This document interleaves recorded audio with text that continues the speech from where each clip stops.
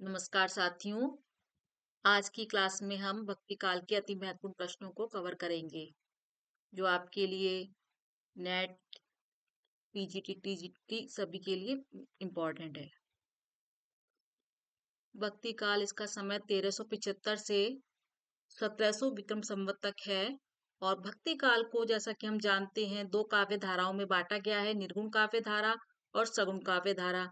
आगे इनकी भी दो दो उपधाराएं हो जाती हैं। निर्गुण काव्य धारा की ज्ञानाश्रयी शाखा और प्रेमाश्रयी शाखा और सगुण काव्य धारा की राम भक्ति शाखा और कृष्ण भक्ति शाखा।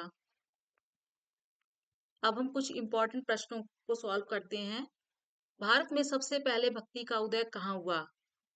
तो इसका राइट आंसर है इसका दक्षिण में। सबसे पहले दक्षिण में हुआ था और वहीं से फिर उत्तर भारत में भी भक्ति आई। भक्ति को दक्षिण से उत्तर में पहुंचाने का काम किसने किया? ये किया है रामानंद ने।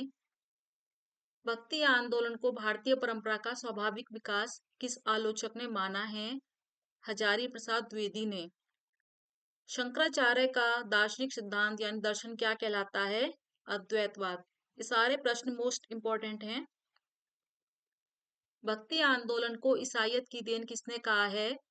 जॉर्ज ग्रियर्सन ने। दक्षिण भारत में वैष्णव भक्तों को क्या कहते हैं? आलवार। दक्षिण भारत में शिव भक्तों को क्या कहा जाता है? नैनार।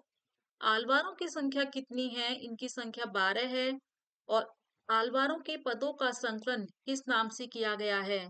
इनके पदों का संकलन दिव्य प्रबंधम नाम से किया गया है। चंदायन के रचनाकार का नाम बताइए। चंदायन के रचनाकार मुल्ला दाऊद हैं और यहीं से सूफी काव्य का प्रारंभ होता है। यह सूफी काव्य की प्रथम ग्रंथ है। दादू भक्ति काल की किस धारा के कवि हैं? ये निर्गुण काव्य धारा के कवि हैं। इनको दादू दयाल भी कहा जाता है क्योंकि ये बहुत दयालु थे।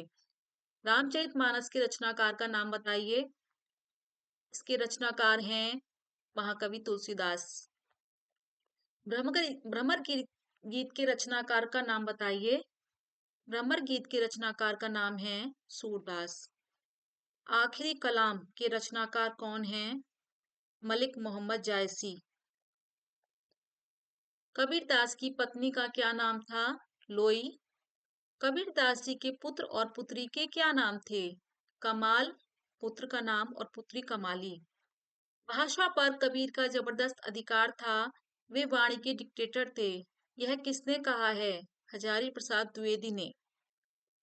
खेती ना किसान को, भिखारी को ना भीख बली, बनिक को ना बनिज, ना चाकर को चाकरी। यह किस कवि की पंक्तियां हैं? तुलसीदास जी की।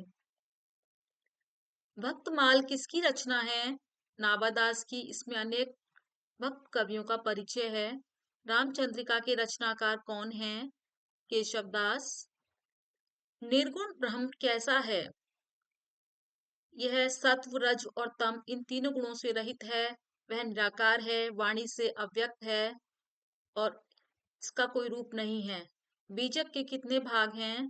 बीजक के 3 भाग हैं, साखी, शबद, अमेनी। शब्द हो गया है ये 22 में पूरा बनेगा, शबद अमेनी। इसके बाद कबीर की रचनाओं का संग्रह किसने किया? उनके शिष्य धर्मदास ने। गुरु नानक देव जी का जन्म कहाँ हुआ था? लाहौर जिले के तलवंडी गांव में। मृगावती किसकी रचना है? यह कुतबन की रचना है और गुरु नानक देव जी सिखों के प्रथम गुरु थे। इन्होंने सिख धर्म की स्थापना की थी। 26 ज्ञानाश्रय शाखा के कुछ कवियों के नाम बताइए। कबीरदास, दादू, नानक, रैदास, सुंदरदास, मलुकदास आदि अनेक हैं। लौरिक, चंदा और मैना किस सूफी ग्रंथ के पात्र हैं? यह चंदायन के पात्र हैं। मलिक मोहम्मद जायसी कहाँ के रहने वाले थे? यह अवध में जायस नामक स्थान के रहने वाले थे, इसलिए इनका नाम जायसी हो गया। जायसी के प्रमुख ग्रंथ कौन कौन से हैं? आखिरी कलाम, अखरावट, पद्मावत। इनको सबसे अधिक प्रसिद्धि पद्मावत से मिली है। पद्मावत की रचना किस भाषा में की गई है? यह अवधी भाषा में की गई है और यह एक महाकाव्य है जिसे दोहा और चौपाई में लिखा हुआ है। पद्मावत महाकाव्य में तोते का नाम क्या है? इसमें तोते का नाम हीरामन है और हीरामन तोता किसका प्रतीक है? यह गुरु का प्रतीक है। मधुमालती की रचना किसने की है? मंझन ने। किस आलोचक ने भक्ति को धर्म की भावात्मक अनुभूति माना है? आचार्य रामचंद्र शुक्ल ने। यह एक बहुत ही बड़े आलोचक है। आलवारों के इष्ट देवता कौन हैं? आलवारों के इष्ट देवता विष्णु हैं। पद्मावत में राघव चेतन किसका प्रतीक है? यह शैतान का प्रतीक है। और रामचरितमानस की भाषा क्या है? इसकी भाषा भाषा अवधी है। इनमें से कौन सा संत काव्य धारा से नहीं जुड़ा हुआ है? इनमें से कौन सा संत संत काव्य धारा से नहीं जुड़ा है? रविदास, मीरा, कबीर, सुंदरदास। इनमें से मीरा इनमें से कौन से कवि संत काव्यधारा से नहीं जुड़े हैं? रविदास, मीरा, कबीर, सुंदरदास। तो मीरा भक्ति काल की हैं, ये संत काव्यधारा से नहीं जुड़े हैं। हिंदी सूफी काव्यधारा का प्रथम कवि किसे माना जाता है? मुल्ला दाऊद को माना जाता है। और मीराबाई के गुरु कौन थे? इनके गुरु रैदास थे। कबीर का पालन पोषण किसने किया?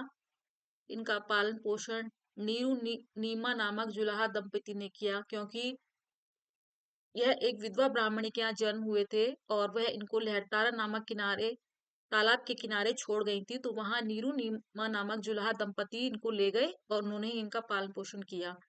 ज्ञानदीप किसकी रचना है? शेख नबी। भक्ति आंदोलन को भारतीय परंपरा का स्वाभाविक विकास किस आलोचक ने माना है? हजारी प्रसाद द्विवेदी। नागमती का विरह वर्णन किस ग्रंथ में है? पद्मावत में। रामचरितमानस की रचना किस भाषा में की गई है? अवधी में। ये क्वेश्चन रिपीट हो गया शायद। चित्रावली की रचना किसने की है? उस्मान ने। रामानुजाचार्य ने किस संप्रदाय की स्थापना की? श्री संप्रदाय की। आलवार भक्तों में महिला भक्त का क्या नाम था? इसमें महिला भक्त का नाम अंडाल था। कबीरदास जी की भाषा को क्या नाम दिया गया है? सदुक्कड़ी या पंचमेल खिचड़ी।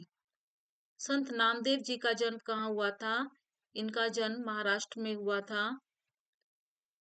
नेक्स्ट वीडियो के लिए चैनल को सब्सक्राइब जरूर करें।